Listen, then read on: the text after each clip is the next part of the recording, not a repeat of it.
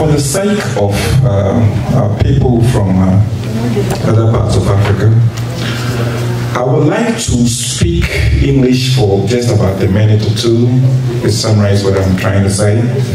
and then I will switch to our local language because everything that I'm about to say is about that local language. As you are aware, I am Kokoto. The reason why I'm standing here is to explain to you what you are seeing here today. It's quite unusual that there is just one association, and at every point in time, there should be one association. But all of a sudden, we see a split, which is quite unprecedented. And I believe that a lot of people will be wondering. Yesterday, some people here went to another function, almost the same thing. I would like to assure you that they didn't do anything wrong. They are also right. And that doesn't mean that ours is less. We are also right. For the respect of everybody here especially, just giving that introduction out, I would like to address the church. Nana Dupuku, I will tell you. So far, Reverend to say other church officials and reverends and other dignitaries, invited guests, ladies and gentlemen. First of all, it's a very short something that I would like to read. You see what you seeing here today, not because this is what we want, but it has become necessary to provide the beautiful people of Dallas options to choose between a version of a Santaman with lawlessness, lies, cheating, bullying, threatening,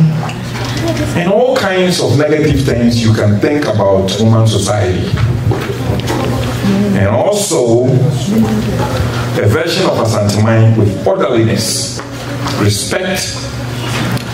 democratic principles, love, and unity. I think the people of Dallas deserve that. I believe many of you will agree with me that this is very unusual and unprecedented move, like I already said. But let me clarify something before I proceed. And that is, we have nothing against our fellow members who are still with the legacy group. We don't. We still have our friendships. We still have our relationships. We love them. We care about them. We wish them very well. The issue we have is with the leadership. That has turned total autocratic and very disrespectful to higher authorities, according to our traditions. For instance, the declaration from Otumfuo Opimswo about 2 years ago, and also recently when he celebrated Adai with us here. Look, Otumfuo usually celebrates Adai at Manshia Palace. It's a very important occasion that he celebrates with his people in Manshia. But sometimes he wants to show us here in the diaspora that he cares about us. So he himself, he traveled with all his entourage to come here, to come and celebrate that important occasions. Sometimes there are certain things that he cannot even perform, but he replaces them with something similar, just for us to know that he cares about us so much in North America here. And he made a declaration. He made a declaration that Asante-Man Association of North America, all of us in North America, should return to that association. We have Asante-Man Council of North America that represents all Asantes in any way you can think of. That is Otumfuo's link to us. You will be surprised that if you have something that worries you so much, you call Asante-Man Council, and if it is important enough, they will relay that information to Manshia. That is your channel. Otumfuo has opened that channel for us. Anything that worries you, if you call them, of which the president of that representation is here. And then please give him a very high round.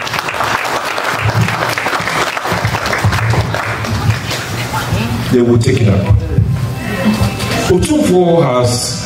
given us a memorandum. All of us should return to that umbrella. Now, when I say all of us should return to, you have to understand it in a certain level, because, you know, as Africans, we usually have some some things that sometimes subtle things we need to settle. So he said, everybody go under that umbrella. But that's here. We do have some leadership in Asante Mine that do not want any constitutional rule. They don't care. They would like to disrespect whoever you are. And so because of that, Asante Mine Association of Dollars here doesn't belong to anywhere. You may be surprised that I'm telling you this, but that is the fact. That is the truth. The Asante Mine Council of North America is where Otumfuo channels everything that he wants us to listen or do through. And Dallas Asante Mine doesn't belong there, because the leadership over there do not believe that they have to listen to what Otumfuo has declared.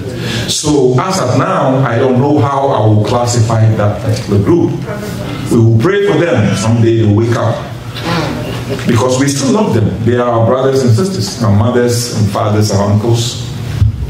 Someday they will wake up and understand that that is our cause. We need to listen to our Otumfuo. He is the man over all boss, whether you like it or not. And so because they don't want to belong to that constitutional rule, they are there. And certain things have happened. And I already mentioned that there are lawlessness. You know, we go to meetings, arguments, people talk,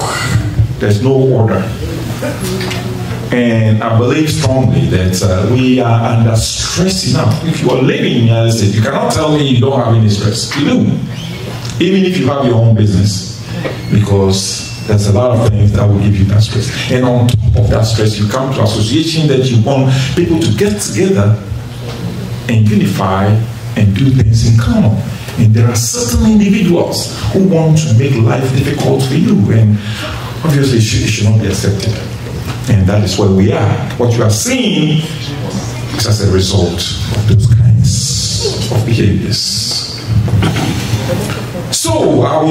will turn to our local language at this point in time. I will just explain to you why we are here today. We've separated from them.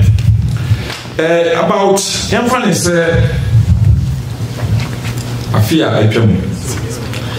Now, a example, a specific example, I don't grab me for the brain. Come say, "Ya tana check crack." Me I need to something to me uncle.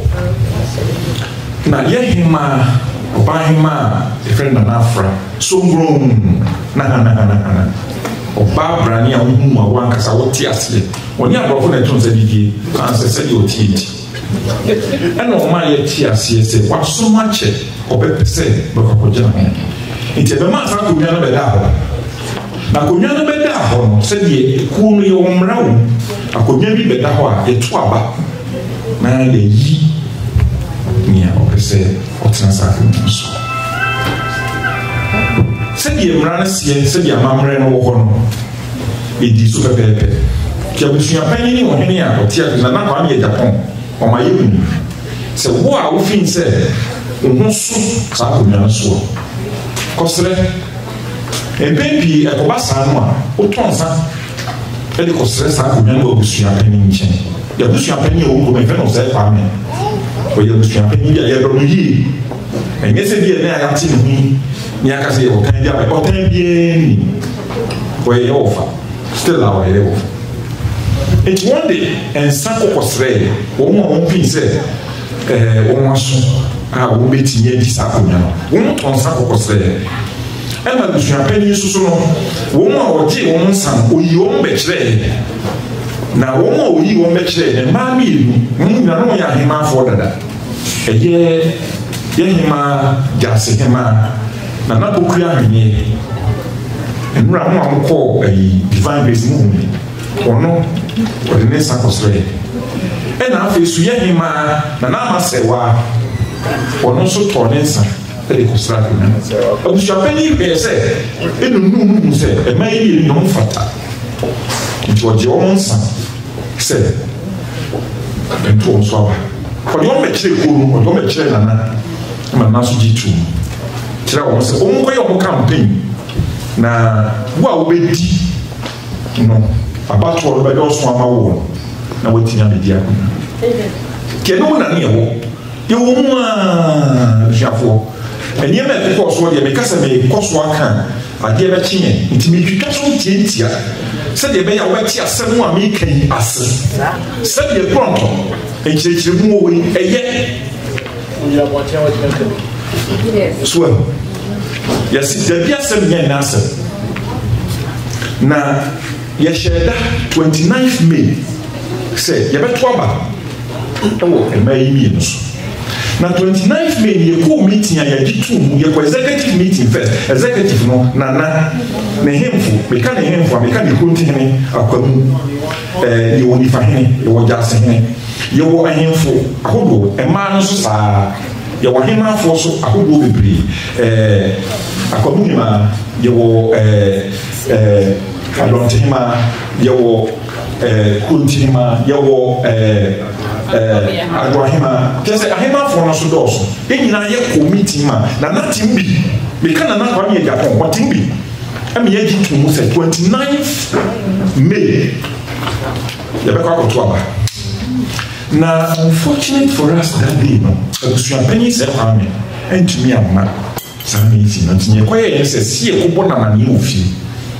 It makes Yami, Sabra, men are not me, Yami, said the woman, Yami, or Porto. To me, yes, I'm a corner, my mina, Nana, a Japan, so a down become friend. Na Mianca Samenonco. Until about set a friend which are penny catcher and said, Nana said, on a maybe Banya woman, teacher, a da, and when you are more, nothing more than I am, and also young boy. Sunset me going to me, yeah, in a friend and a professor. To my madam, my friend and a oh, yeah, it doesn't do a million or born a money. You're born a money, you're 29 days. Now, no prayer, man, or 2 1 to 2 1 way. Oh, what's happening? And may what to 2 1. I'm out your man bed chilling. So almost a fata, young to a bamon. I paid ye, or the I am a camel. That won't buy any paradox on the road. The paradox on the door, I came. Yan ye shed a cancer. Said your pronto, said the blue. You will come poor. And you be in a quina, a good said ye, ya was Bacunia. Sans a woman, a cunano, Sunny may be that. Then you walk into a quina be a bassanity. Wow, per se. Wouldn't be piano, a dana dua. My man, Phil piano good job. Jones won't we are a friend out of 4 among good job. You shall pay the independent background or something. And so I draw from Mogoson. Actually, I said, one by some bed, one more baby. Champagne no Sabio, Namika kind, or a offer. You near me who can run here and pa. I still am here to watch young. That is the fun side. Until I get to me, or say at that 29th, and muscle. Now, Obeko Ghana, July, or Koba, and August, more baby. And I'll be now, Abano was sent to one of you. Na September no ya toba issue kana sadia e betiasi e wo chafo mi kuma so moa sabe yesi wa sore wa sem ware ya unya komodifo enti mesra mo o ma me break tuwa bi na wo so ntia de na se yi se de be ya e se ento bebre na obi ani me a me kasa kire wo mi kan tro nkire wo sanse me a bibies me na so enti abusu apaya ko Ghana no ba ema yo e da no duru ye e ye August sremu amon fa ncheme wai na tuma we eto enye bi kasa na okogana no ba na August ye ko meeting na se no sremu mo tie yo meeting na se no ye meeting e bi ye na nanom bi ebusa ase anye bi abusua pani ensanwa ahima fo yi besre akomia no asanteman chefa ebumu eno ne ho ke hona abusua pani beka se asanteman ni chefa bia wo ensanwa mo de besra akomia na ye ono abusua pani eni nana kia yo nyahwe ti nana so no wankasa nti ho ena me chiame kokoto mi busase mi srawo abru akonya eya santefo henya akonya eda krom adalas eya santeman dia akonya eda krom ha eya santefo hema akonya no soso no eya santeman dia sadie kronto abusua pani akonya kra wotiswa ya udi abusua pani ma santeman eya santeman akonya na yeden obi di ensa besre asanteman akonya na enya asanteman dia na ye obi edi asema nkan sema no besi sema no si ena na meja pon bufuye so adenti na ye kan san ho asemsa ye kasa kra dodo ensa na ye meje ensanko ensa no kra na o ye meje nko no kra nye no nko be dobo ensa no obedobo buamu ade no kra he no be kan obedobo bibia ye meje ade nko na kunya no kra ye me fanko abufu mi asem we mi hunu se nke ye bufusa se me no kasa e na kise e zoom meeting na ne no we free zoom so ko na a sabi e kronto ye nyina no ye dan oko ojaye yampaba enyi busote zoom so aye ye nti na ho na me san be busa bi o se busu apani enye hwe se na nakwa ya ti asese bia ya kana ha na anotuto na also be ye no at the end of September ya be ni mo na na so ma ya assurance o hini bia o pese utna no tuto no no utimi tna mo bi na nkai be ya nka ma ye time na edusu a na ahemfo no obi o pese obetra mo bi no obetra nti ehona mu aya obusua panyin ne de ba no se wono anotuto na ye wono kuto ne wo yo hene no ono invite wo a mutimi na bi na so wo wie so a wo de report no komana na nie nana ba bi ne ho akoduru no enu kuto na be ye adwuma se bi e kronto ye nyina ye ti kuro ma ye nim se ye hyemra bi ase kuro ma emra ye adwuma ye kuro mo mra ye adwuma ti na ye nyina ye edi America be duru kuro enti eye den na yentimi ni ye mra ewo yekuo ye emra ewo yekuo ye mu enkyere saa kale ni yentimi ni so abusuafo ni ye nyinani busuya panyi si dabi gaga anu ye na no kurenie ebe ye bibi se bi no na na masie sanse ebinom ahu bibi se ebi asem nti ma me kwana no me ko na na ko na ni komo kaka che ne se na enim se obi abato ye ba ko na mu ya ye mpanyifo a yidi ko na ni ke ontimi nyi wani se opewe ana se opewe sanse o ye sa no a wo be se ko nti e pame pancho o bebi kwana na enche ditrim na abato ni twemo na nase ali ntina ma be kasa che no na sika no krampo a wo mu ade a ma me de ba ye no ene ne sen na krampo check 3000 menye nkoma no na enipa ni lu kran na e party na ma me ba ko no so pe akonya no what 1000 ni bi de koma no o si de bi na si ade o si a wani e o mu a ebisa questions no wo mfi o hima ba ko no camp na so draw check na kwa sa camp no be di so na nia wo yi sabi wo empata wo enyefe intimesrewo massa de no emma wahini no obeya ma wahini akofo wo so de ne waka no eno an waka no kureni na enye wohima no ba ko no so wosre akonya no ehu kakra bo na abusuafo ye wo hempon a wasoi ekire asante hene a wo ye asante hene aboafo hene otikom bi ye friend na baewa na o se atima baewa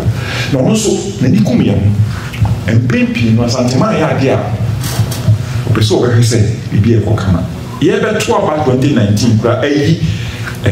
na Japan kra obetina hu bi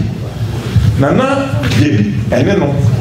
ene ko sa kensi o ma nana debi eto aba e ma nana Japan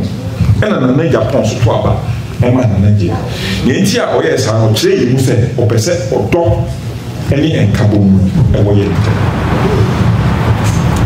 enti e ma nana e frɛ aboafo hene e bo na manye se die ye me ma ne die eno no ayese enye the same a man dey na you different nti nke be ya ko mfra busua pani na na ka omusa wo say nka bibia adane enti a man dey na you different and ofra ebusa je no dey ka o no ka o e chi na je say na Japan no e frɛ me ka tell say mention meeting immediately emergency na yenko hye busua pani fie na owo komo bi ni e na ye ba so ye mfra tutu na dano cry sa weekend no ye bi ni krom ha enti na tutu de ye fra ye kwa busua pani fie ye fra tutu makoye den e ho na ho be kire be se anu tutu onya grossen ye kwa ye ko e ko strong am so bakane sa dia e to aso e da me seni information be ko ebiano misramu a minim se me kasa ya wo kakra aso nya wo trema na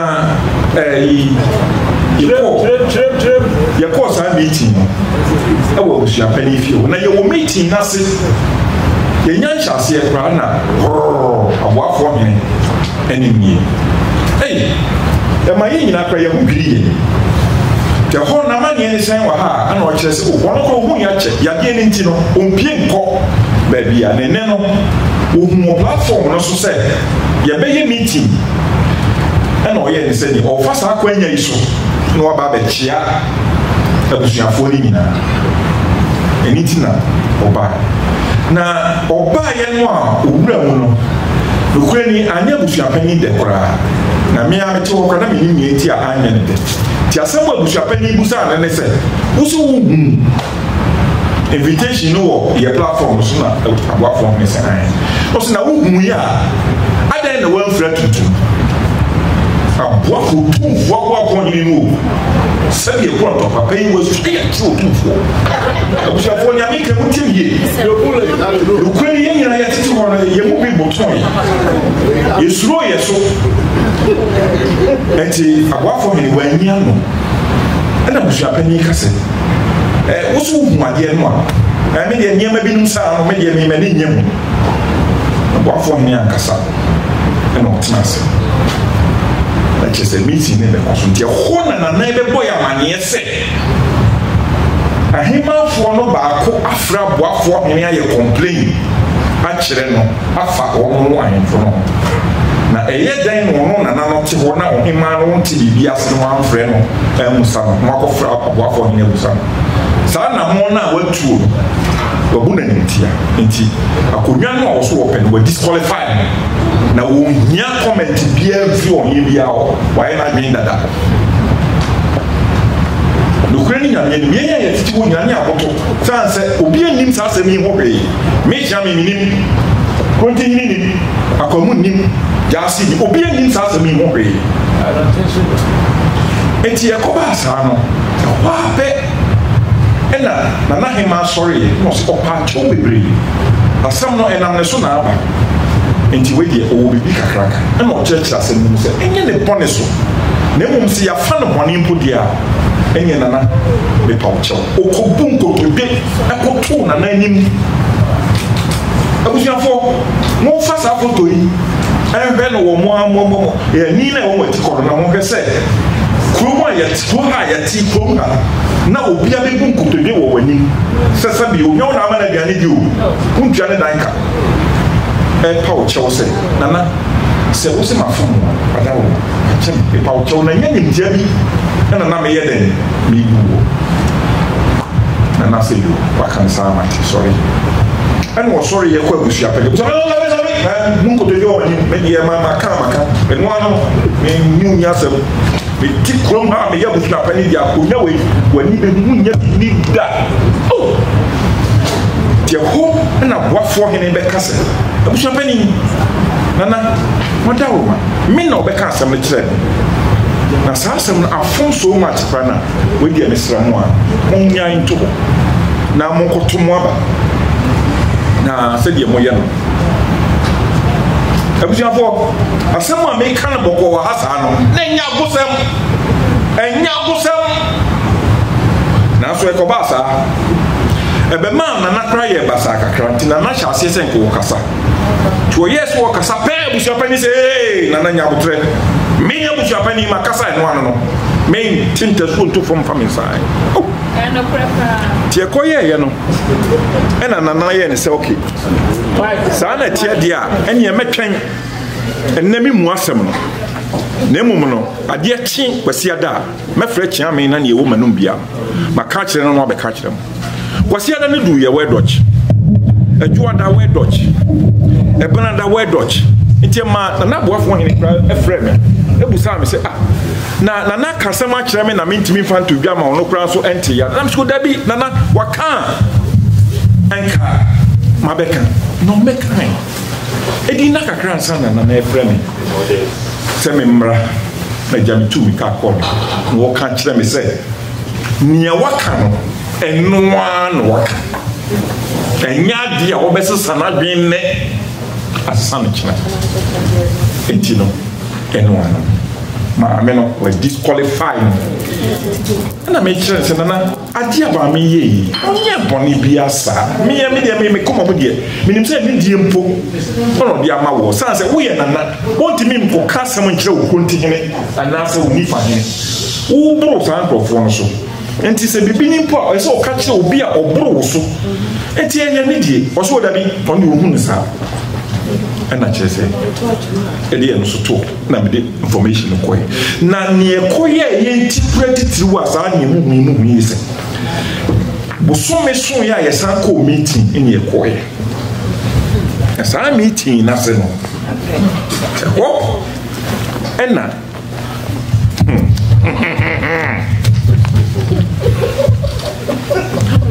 na men kanya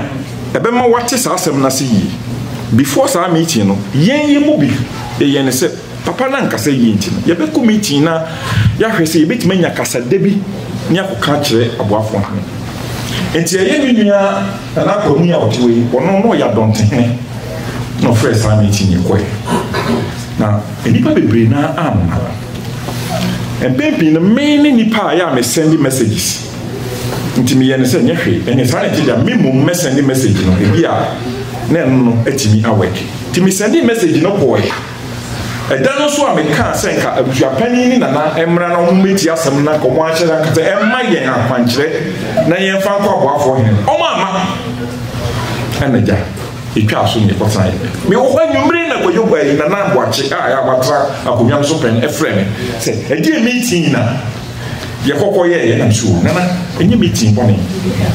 sɛdeɛ na no nkomodie no kɔ abusuapani fie hɔ answani na kana na no bi ye pese ye kɔ na ye kɔ hwese ye di gantoa bi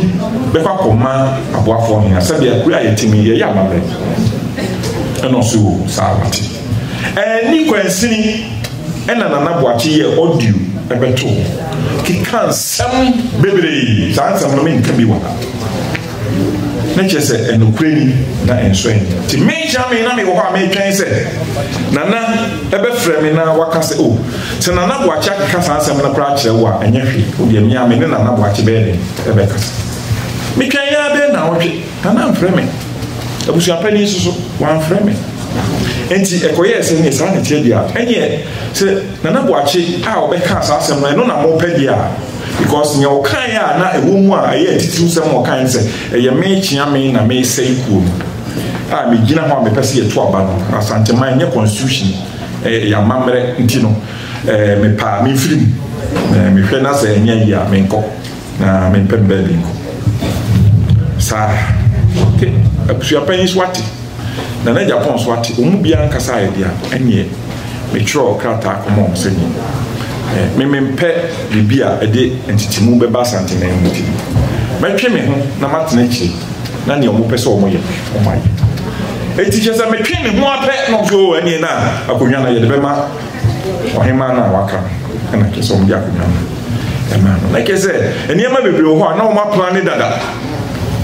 enti ebe ma na nanom bi no hu se baby ade na duro ehun hia se obi betietia ofa ho die so se be ya yen aso yenwe Dallas haso saa tutuo sam no ne kasantwie ehunahuna buleyin no adoso na yemma Dallas option se asanteman betimi awo ho edibuo ni adidi ama yemya eno ne nyam se obi wa ha na se opasundwe openidi aye fa no respect ope ebuo ope nkoso ni kabunu yedi omra no metru ni din yedi me kokoto wuni me no se dia betie no nyame na meka masem na najebi wuni no ohema se wa wuni no ye nyina no ye mpa sisie ye pe yie ene ya ba beti bia na ne ya wo mukura ne se otumfu akasa na sabe ye mpanifo mpeso wo mbedi so eno no ama ye kura ye ko yira ye sabe akona mpanifo na te otumfu pe bibia ya ono no de omo na ode faso na ye dan ye tikoma ne santifo ma na ye be free side ya yira enti ba bi otumfo wo no eho ene yeso eno ena ama muhu na na dupuku so woti yentem senkan kontompo ene yedi aka muhu na wato ompense hunu sabe muhu no saa no ompense hunu se bia wo hunu so ye sabe oye ketwanti minu ya wo de kwa so awa wo de beko ene me culture wa ha mo atiase enu ti ene ne wote ha obabo ye chido enti abushafo masemu awa nyina no nyina ni na sabe ekronto so bi penchechirimu ase a frame between nyina ma na nei e brenti etwitwa so na minimse ma etwitwa so mpono wonso so no wati ase ama obi efra wona so wo ka media kyerɛ a nso wati ne obeka na eniema na wo mo keka no ese wonya nti ase se ese mo ka bibia wo mo asem be ye de eno no mo de mo ni nyina no e ntro enye no kore eno mo